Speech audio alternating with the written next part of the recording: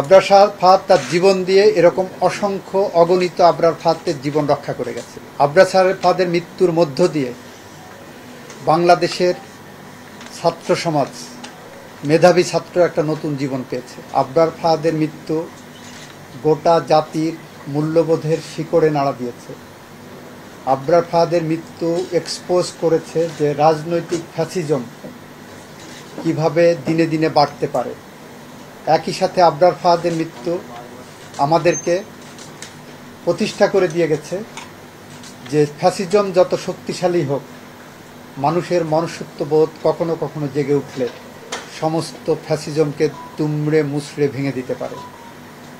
এবং সাধারণ জনগণের এই যে প্রতিক্রিয়া ছিল, সেই প্রতিক্রিয়ার কারণেই আবরার ফাহাদের এই হত্যাকাণ্ডের বিচার নিশ্চিত হয়েছে।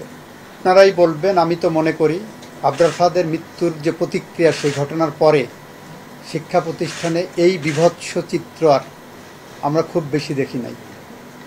তার আগে আপনারা দেখবেন রামদাও নিয়ে শিক্ষা প্রতিষ্ঠানের ভিতরে কোপানো হচ্ছে, এটা করা হচ্ছে, ওটা করছে। এখানে শিক্ষা প্রতিষ্ঠানের সহিংসতা ছিল, সেটা ফ্যাসিজমের যে বৈশিষ্ট্য, সেই বৈশিষ্ট্যগুলোর ওখানে প্রয়োগ। আপাতত মনে হবে যে সব ঠিকঠাক আছে, বাস্তবে এমনভাবে নিয়ন্ত্রণ করা হতো।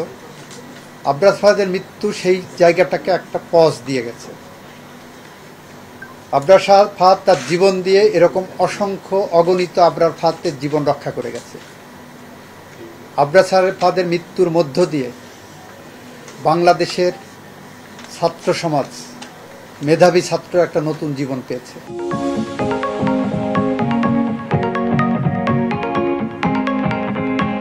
এই রায়ের মধ্যে যে সমাজ বার্তা গেল যে আপনি যত শক্তিশালী হন না কেন, আপনার পিছনে যত শক্তি থাকুক না কেন, সত্য একদিন প্রতিষ্ঠিত হবে এবং ন্যায় বিচার প্রতিষ্ঠিত হবে। বার্তা তো সবার জন্যই আছে যে আপনি যা করেন আইনের গণ্ডির মধ্যে থেকে করেন।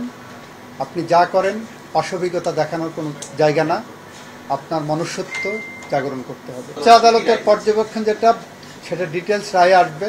উচ্চ আদালতের পর্যবেক্ষণ এটাই, নিম্ন আদালত তার রায়ে যে ফাইন্ডিংস দিয়েছেন, যে ভিত্তি স্থাপন করেছেন, সেখানে ওনারা কোনো ইন্টারফেয়ারেন্সের মতো সুযোগ পাননি, এটাই করতে। পুরো রায়টা 20 জনের নিম্ন আদালত ফাঁসি দিয়েছিলেন, 5 জনের যাবজ্জীবন দিয়েছিলেন এবং সেটা বহাল আছে। এটা আপিলের প্রক্রিয়া, তো আপিল ফাইল হবে।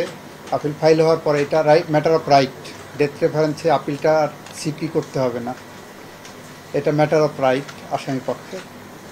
আপিল ফাইল করুক, তারপরে আমরা প্রক্রিয়া কিভাবে আছে আইনগতভাবে আমরা দেখব। এইটা আমার রেকর্ডে আসেনি, আমার কাছে আসেনি। আমি পত্রিকা আপনাদের মতোই দেখেছি, মিডিয়াতে। যদি এরকম ঘটনা ঘটে থাকে নিশ্চয়ই কারাগার কর্তৃপক্ষ এটা তদন্ত করবেন এবং তাদের আইনানুগভাবে যা করণীয় সেটা করবেন। আর উনি যেদিন ধরা পড়বেন সেদিন থেকেই ওনার সমস্ত অধিকার যেটা আছে সেইটা দিয়েই আমরা আইনিভাবে পদক্ষেপ নেব।